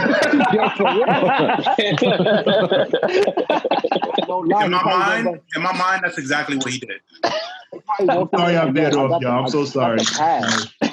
You don't bother me. You don't hit me up on anything. We're gonna get back on board here. So the next song is Ice Cream. This is for my butter pecan Ricans, my caramel sundaes, my chocolate deluxes, and my French vanillas. Features Ghostface, Method Man, and Capadonna. That song could not come out in 2020 about girls and like, you know, the way we was piling them up in the limo, like the Vacatorians thing, you know, because shit like bad. But back in the day when I was younger, I was like, man, I can't wait to be older and be around these bad bitches. No, for real. Yo, rap videos made you think like meeting women was so easy. Yo, dead ass. I'm like, man, I'm gonna give you. Oh my god, that's a fact. This song made Capadonna. This song literally made Capadonna. Yeah, and for real, it did. I have that hockey jersey because I had Capadonna. That Montreal Canadiens joint. Yeah. You know, it's the after party and bitches want to fuck. But I mean, I'm sure that was their life, though. I'm sure that was their life. You know, I remember the first time I got invited to an after party, I was like, "Word, oh, let's go." Now, when I heard his explicit lyrics. Nah, but real talk, this is one of those songs like it ain't hard for me at least. It was like One More Chance, Big Papa, Ice Cream. It ain't hard to tell. Like these songs was like on constant rotation, like around that time on video music box and shit like that. Oh my god, Uncle Ralph was playing this shit over and over all the time. But the video was fire. Like the other thing, the man was on top of the world. If you listen to the original sample of this song, it's RZA is a fucking he's extraterrestrial. Like it's such a minute ass sample. It blows my mind every time I listen to the original song. It's a song by Earl Q, and it's fucking phenomenal. I can't even front. Ghostface gave me mad confidence to talk to girls when I was younger. Like this nigga just like the way he just always approached females. Like he always had like always confidence. Like y'all, I'ma bag you. Yeah. A man said you sounded like Spill McKenzie. Yeah, like what? And people don't know how big Ghostface is. Ghostface is 6'2". That nigga's Reggie. Yeah. That nigga's I saw him performing live one time, and I was like, damn, this nigga is fucking big, yo. The fuck? She read your talk for nothing. He's a giant. Damn, like I believe him when he says he used to rob niggas. I definitely believe him when he says that shit. I'm like, yeah, you definitely used to chicks niggas. Another quick tidbit. Think about this, right? The RZA said that for 2.5 years, like all he did was lock in on End of the 36 Chambers, Liquid Swords, and Only Built. Tikal? No, and Only he said those 3 albums are like he like locked in on. Like he didn't leave the house, he didn't have sex, like he just literally every day. If they had a show, he went to the show, but he was doing production and making beats and shit like that. So he said that he went on a 2.5 year run of just perfecting these songs because he was doing everything. He was the engineer, like he was mixing, he was doing all that shit because he was doing out of his basement. And he said that there were at least 3 to 4 Wu-Tang albums that he had in that basement if it didn't get flooded. Like he says that. Yeah. That's what I was just about to say, that because Method Man was on Fat Joe's, whatever he does on IG Live thing, and he was saying that his first album was in that flood. Like he said this shit was like crazier, like, and then Takao was just some shit that they rushed and did like on the road because they lost all the music. Yeah. I believe that's fucked up. Like, thank God for the internet now, but think about that. Like the way they had to record music back then, like you couldn't do nothing about it. That tapes. He was recording that whole album on in his fucking mom's basement, and they got flooded. But why you couldn't do that for all 9 members though? Literally. That's a lot of work. No, I think that's what I'm saying. I think that some of their albums were in that flood. No, I know that, but I'm saying like, you know, even after like the flood happened, like, you know, there's still 5 like the first 5 like Wu-Tang solo albums are like rememberable. Like to whoever fan. But like the ones after the 5 were just like, I don't feel like we're giving as much attention like that RZA was on, like, you know, to everybody's. But you also got to remember that's when everybody the riff started. So that's where everything started. Yeah. Everybody wasn't getting the money that they thought because they saw what RZA was getting, and that's where it comes into where I always have this conversation with my stance, where a lot of people don't read their music contracts and don't understand how much money they're getting. They just see other people having money and doing things, and they don't think about what they're getting. And I think a lot of people started then coming to studio sessions and things like that, and I think that's what happened. I think that's why we didn't get the quality of albums that we got from that first string of Wu-Tang albums. I think because a lot of people were disgruntled in the crew. Unless you had the great mind of Ghostface Killah, because he's the only one that kept it consistent. He actually got better. But I mean, him and RZA basically relatives. Yeah, that's indirectly. So. But RZA wasn't producing that shit. A lot of that shit. He had his own. Like, Supreme Clientele. He only produced like 8 tracks, I think. No, he did. But I'm just saying, like they still have a good relationship. Like Raekwon, like on some days, if you ask him about RZA, he'll like say some wild shit. But Ghostface and RZA have like a very face-to-face conversation. Like, yo, son, we should do it fucking whack. It's like kind of real shit. Yeah. So that's what I'm saying. Like a lot of them have relationships with RZA and his brother that they wouldn't have. Like they would have amongst themselves, but they wouldn't have directly with them. So I feel like a lot of problems that they had couldn't be mended because there were discrepancies on a lot of shit. I'm pretty sure there was a lawsuit though. Ghost had took RZA to court. Well, I heard him talk about that. Yeah, but then they got settled out of court because they're family. Like if I'm not mistaken, RZA's sister is Ghostface's his baby mom's. Yeah. That shit got settled. He also wait, that's really the case in real life, or that wasn't just for the show? No, that's real. That's facts. I never watched the show. I still haven't seen that shit. What you? Yeah, no, that's facts. Bro, we've been home for weeks. Watch it. It's on Hulu. No lie. I've been watching Snowfall. It's my first time watching it. I'm hooked on that shit. Oh, that's a good one. I've never seen that shit. I'm like, what? When you finish, hit me up. Haven't seen Snowfall yet. That shit is fire. Yeah, that shit is different. What were you trying to say? Oh no, I was gonna say that also too. Like RZA already had like producers under the wing. So Fourth Disciple and True Master, they were up next. So a lot of the RZA like self-produced entire albums and shit like that was already gonna be foregone. Because like even if you go to Wu-Tang Forever, like RZA probably produced maybe like half of that shit. When did RZA start doing when did he start doing the movie stuff? Was that like 98 or something? Samurai Dog, I think it was. Ghost Dog. Wait, wasn't he in? Ghost that's what Forrest Whitaker, right? Yeah. He put Samurai Jack and Forrest Whitaker together. Wasn't he involved in Kill Bill? Like, didn't he do something with Kill Bill? The first volume 1. Yeah. He did the score for what year was that? 2004 or 5. Oh, okay. All right. I thought it was earlier than that. No. But yeah, I feel like he just put his attention to other places. Like he wasn't really trying to be in the studio at all times. But also he wanted his production. A lot of Raekwon says this all the time. He's like, yo, I want this nigga RZA to make beats like these new niggas. Like RZA, he wants production like how like a lot of like the newer artists are coming out, and RZA is very like stuck in his ways. And that's like where the clash comes from him and Raekwon. Raekwon doesn't like a lot of that he produces. Like on 8 Diagrams, like Raekwon hates that album. Raekwon hates that album. Like he's like, yo, this is what this nigga did with my vocals. Like this is ridiculous. Like he's pissed. Like he hates that album. Right. Next track, Reg. Next track, we'll get into Wu Gambino's. Killah, RZA, Method Man, and Ghostface Killah. So this song was inspired by Once Upon a Time in America. Once Upon a Time in America literally takes an entire day to watch, but it's classic. One of the greatest films you will ever watch in your life. If you're a mafioso version, if you're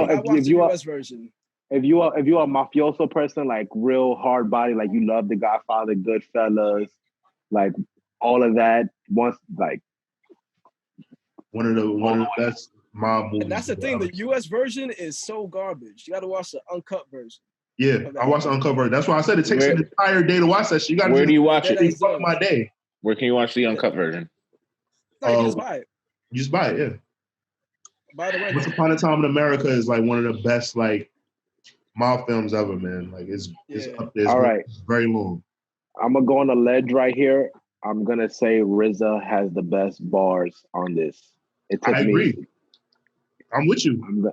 I'm gonna say, like, as the producer, even like he just took this song, and it took me years to know what he was saying. Even as a kid, I was like, I don't know what he's fully saying, but I love it. Until I got on the internet and I had to Google like Wu Gambinos, and I was like, oh my God, if you take it for word, like the knowledge that he's spitting and like providing it so fast is like, oh shit, this nigga just shitted on everybody. No wonder he's the producer for this album.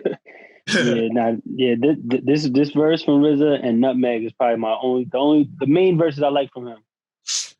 And maybe It's Yours too. It's Yours is fire too. Yeah. Apparently he really had Gambino connects too, from what I hear.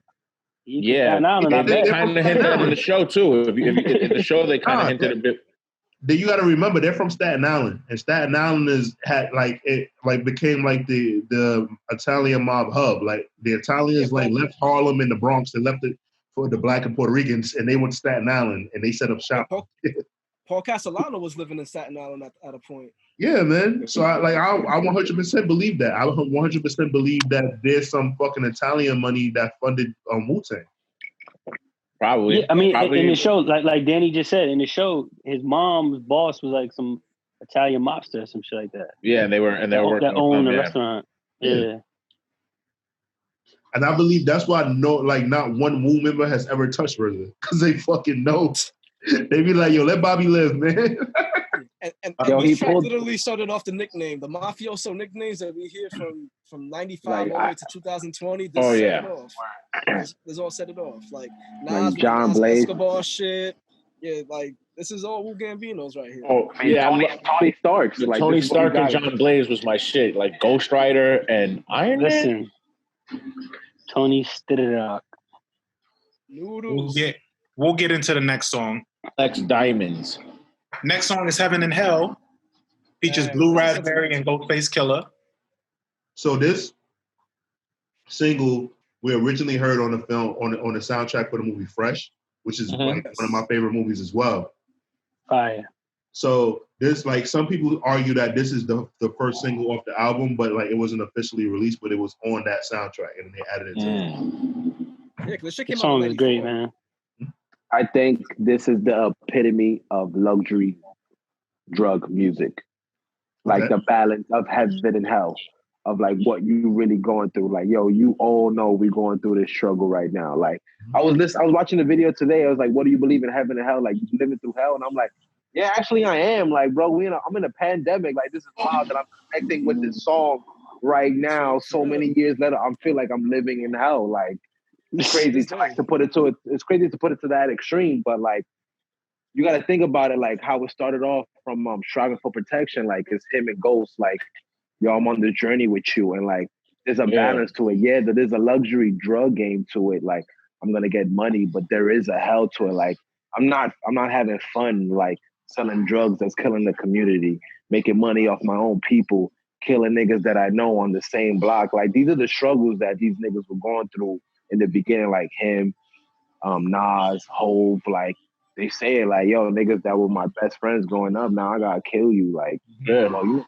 just selling in front of your building. Like, I just relate to it more on that end because, like, I got family members that were part of the drug game. So it's like, I seen them on the highs and I seen them on the lows and the lows. So I think this is a song that, like, even like kids nowadays can learn from. Like, if, you know, they just open their ears and hear what they both really saying. Yeah. I feel like this is pre coke rap almost. Exactly.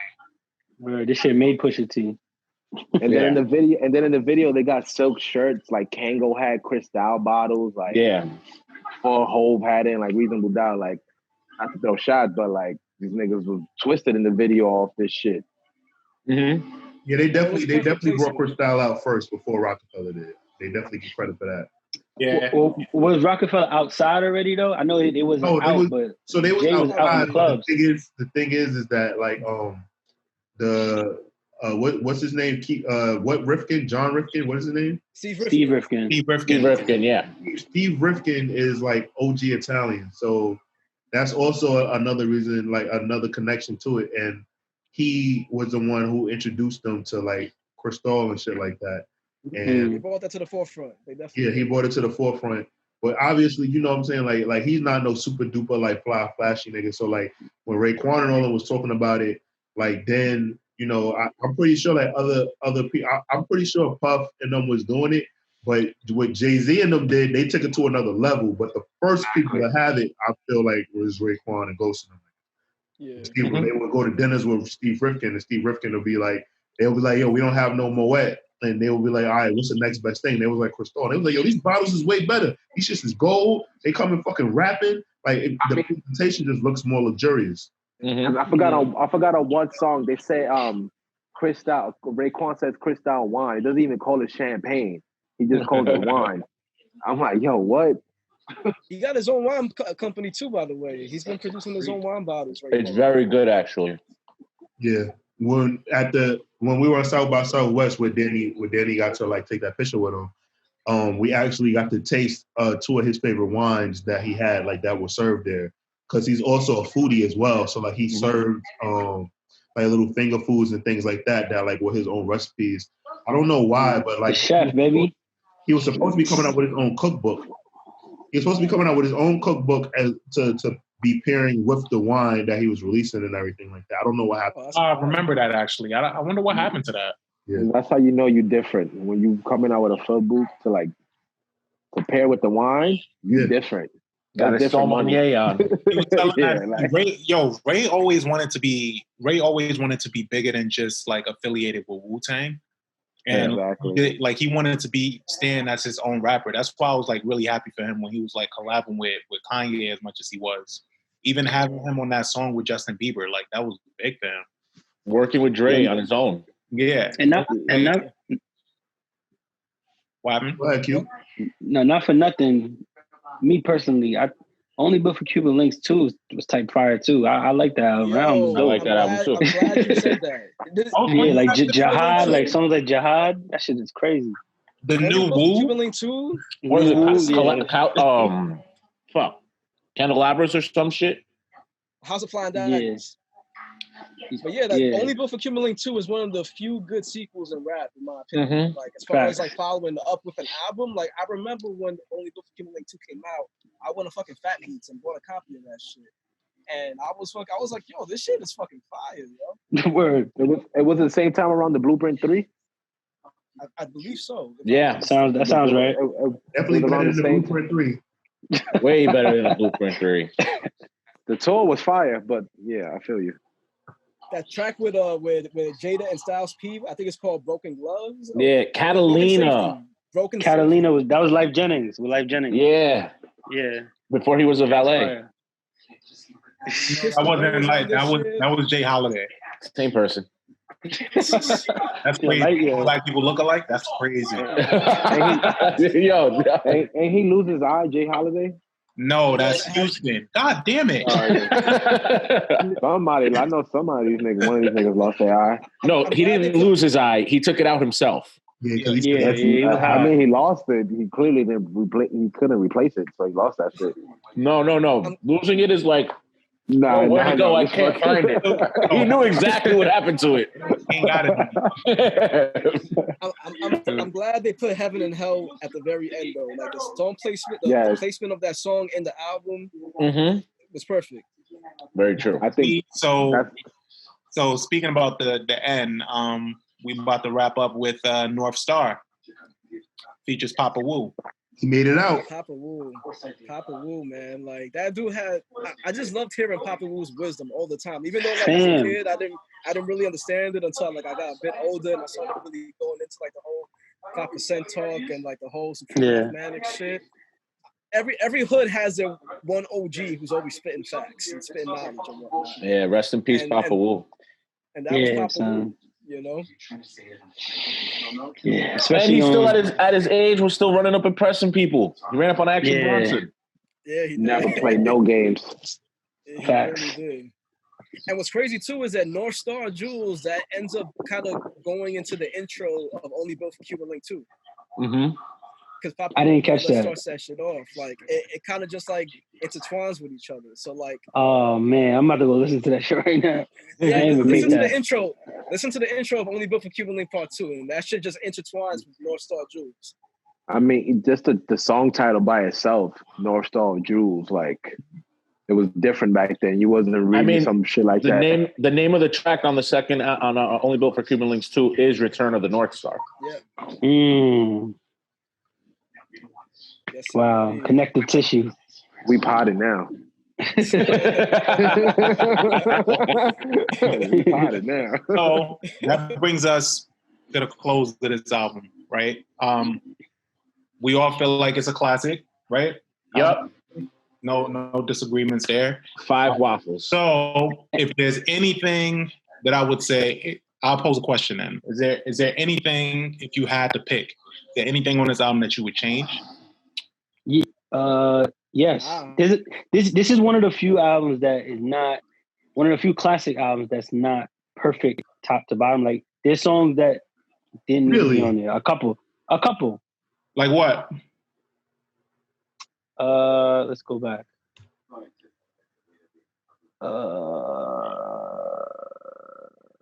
Ice Water. Chill.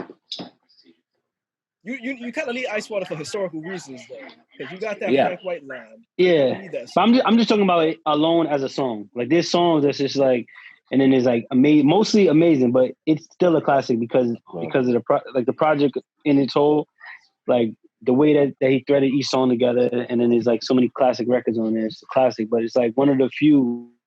Because I know that's a question that was presented before. Was like, does an album have to be perfect to be a classic, like top to bottom? It doesn't. This album is a classic regardless. Personally, I think this album is one of the top 10. To me, it's a top 10 rap album of all time. I honestly think it's the best Wu album of all time. Like even stacking it up with Irv Gotti was in that ice cream video. I just peeped that. Like word? It's already 25 years. It's lived up to the testament of time. Like it's already approaching its 25th anniversary.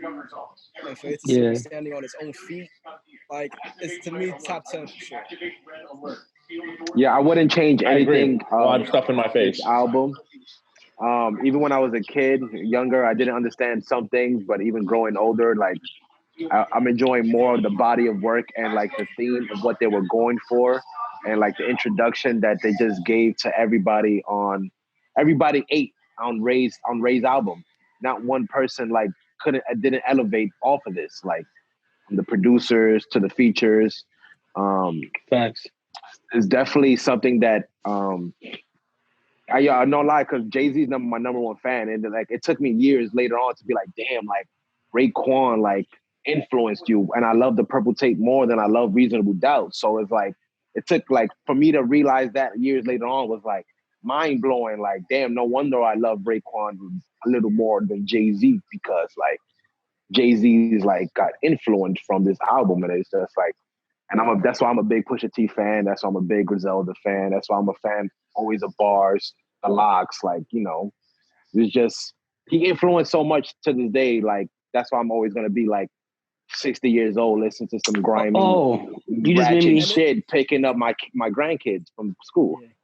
The Locks and other people who use the mob names. I just remember that when you said the Lock. I mean, they were part of it with Big though. It was all the commission. It was Jay, Big, Nas. I mean, it was Jay, Big, the Locks, Charlie Baltimore, and Lil Cease. No, the Locks maybe the commission was just Charlie Baltimore. The commission was just Charlie. It wasn't Locks and Hov. It was Charlie Baltimore, Big, Jay-Z, and Lance Rivera was like Uncle Paulie. It was just them three. Yeah. He names them in What's Beef. He names it all down. Yeah. Charlie Baltimore, Iceberg Slim, Mo Shady, Frankie Baby. But I thought he said Luciano for some reason on there. But one thing I will admit, even though I love this album, Jizza still had the better first solo album. I love Purple Tape. I'm always gonna love Ray, but as a Wu-Tang fan, overall, I think Jizza's shit was just something that people were not ready. So I'm gonna just something that we weren't ready for. So I'm gonna make my argument. To me, what's crazy though, not to cut you off, but the craziest thing to me, because I feel like Only Built for Cuban Linx is the best Wu album, period, even with the Wu-Tang albums. But it's always been crazy to me that Raekwon isn't even the sharpest nigga out the whole clan. Exactly. Not even. Yeah. Right. I put Inspector Deck over him. I put Ghostface over him. Jizza over him. But to me, Raekwon got the gem of the entire clan. So, all right. So to piggyback off of what you just said, Kel, for me, Raekwon, well, the person with the most personality in Wu-Tang was ODB. So first personality, ODB, Ghostface, Raekwon. But what about Meth? Raekwon had Meth. Okay, all right. I just look at Meth like the original Dave East, but he was actually good, right? But that's a fact. So with Raekwon, what he brought to the table was mafia films, which was huge in the 80s for a lot of people that came from the crack era, right? Kung fu films, which was huge for people in the 80s for that time, and fashion. So those three things he combined, and that was literally he was actually of all the Wu members, I would say the most relatable to everyone, because Method Man was the smooth ladies man, and that nigga was tall, and it just most people aren't 6'4", right? Then you got ODB, and he was nuts and shit. You just didn't want to compare to that. Raekwon, 5'6", he, you know what I'm saying? He's 5'6". He made sure he had the waves spinning. He was hustling, doing his thing. He got fly, whatever like that. He was punchy. He was fat because I was fat when I was listening to the thing. That's what I'm saying. He was Raekwon was more of an everyman, and the things that he was rapping about, you could actually understand, because it's if people that heard the original Wu-Tang album, they heard all the Kung Fu shit, they was I can't really get with it. But then he found the perfect film to actually bridge the gap, and that's why for me, I hold the Purple Tape over Liquid Swords for this reason. The Jizza was, I'll be honest with you, was a little bit too much for me, over my head, lyrically. Lyrically, yeah. I've literally had to go on Rap Genius to really understand the metaphor. He was too advanced for me, and I'll say that, and I don't and that's coming from a person who literally thinks that Rakim doesn't walk on the ground. I think he levitates. Yeah, but the Purple Tape was the perfect mix of lyricism, lifestyle, realism, and just coolness. The Purple Tape was just cool. That's the only way I could break it down. It was the cool hip hop that you had to know, and you had to know what was up. If Raekwon you wanted to emulate that shit. Yeah. Ray, if Ray was wearing it, you needed to go to Macy's to the polo section and find out what was going on. You needed to go to the mansion and see what was up. That's question for y'all, because I'm not sure. What was the anticipation for this album? Because I know he bodied his verse on Cream. Yo, So I ain't that old, bro. I was a kid. Yeah, but you know people. Your cousin used to work here. Well, I'll say that for the purple tape, it wasn't a big deal until afterwards. Like it wasn't anticipated like that, like crazy. No. And the reason why I know that is because when I asked my cousin, like, yo, when the purple tape came out, like, I know everybody was going crazy, and she was like, nah, like niggas was worried, but she was like, the lore that came with it is that it was the only fucking cassette tape that was purple. So that was like the first thing. And then when people started listening to it, hearing how dope it was, that like then the momentum like gained and gained and gained. Yeah. And then like, she said that Ice Cream was like one of those singles that like really got on, and it came out just in time for the summer. But like, it was like imagine, oh my God. Yeah. Yeah, imagine being like 21.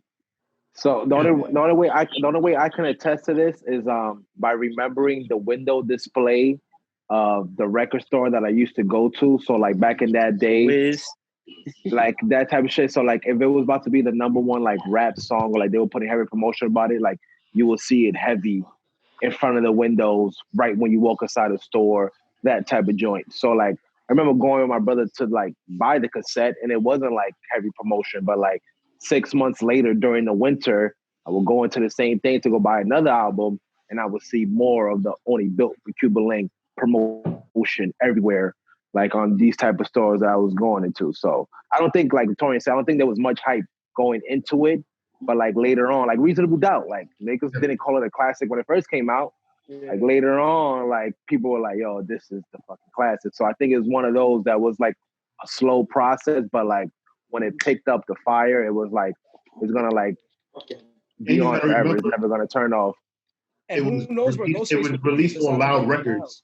So they didn't have that big machine behind Loud Records. They didn't have the big machine behind them like how Meth did with Takal and all the money like that. So the promotion that like and the placement that he could get, like it had to come off of like buzz, and then Steve like Loud Records was able to like really like do what they had to do to promote that album.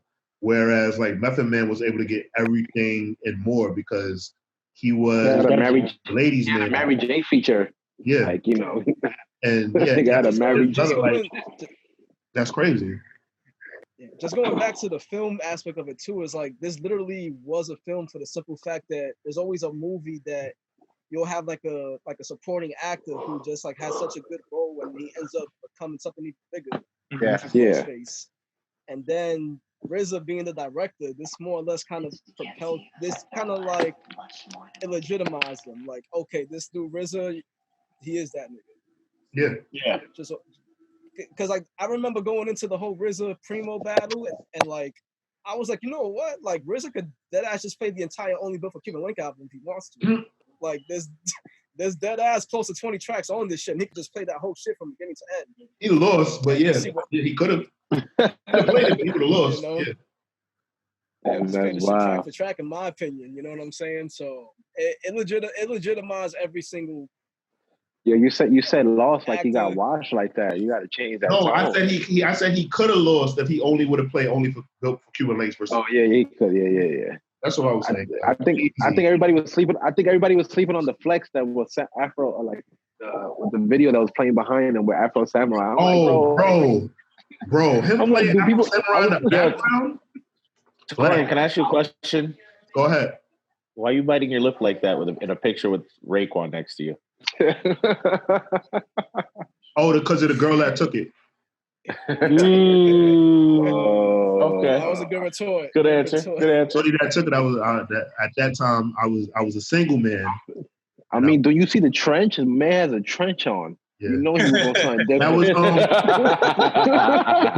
no, look, quick story. That was for the album release party for Fila. Oh shit! What a fire title for an album, by the way. I can't front. A quick story. I was mad gassed that my I used to work for a fashion showroom, and they used to represent Diodora, and they released. And I was working. I was able to work on the brand. Like my boss didn't take me to the party. I still resent him for this, but like, wow, he didn't take you. Wow. I mean, not because it was super super exclusive. Like the Italians were heavy behind it. They didn't want to like. They hear. You gotta think these Italians are from like a rural part in Italy. and you hear Wu-Tang and you know what Wu-Tang is. Like these niggas swarm with like 400 niggas. So like the shit was really exclusive, Right. like your boss more is like on my shit list, because if your boss didn't know how like excited you was about that, then your boss is a shithead. But nah, I was just happy that I didn't have to pay for the sneaker. Like I just had that shit waiting on my desk. I'm super grateful for that part. Okay. All right, I'm gonna make that happen, bro. You gonna meet RZA, bro. It's my word. Yo, man, you're gonna be one of my. If you make that happen, you're gonna be my groomsman. I mean Raekwon. I'm sorry, Raekwon. But we're RZA, I'm just shit.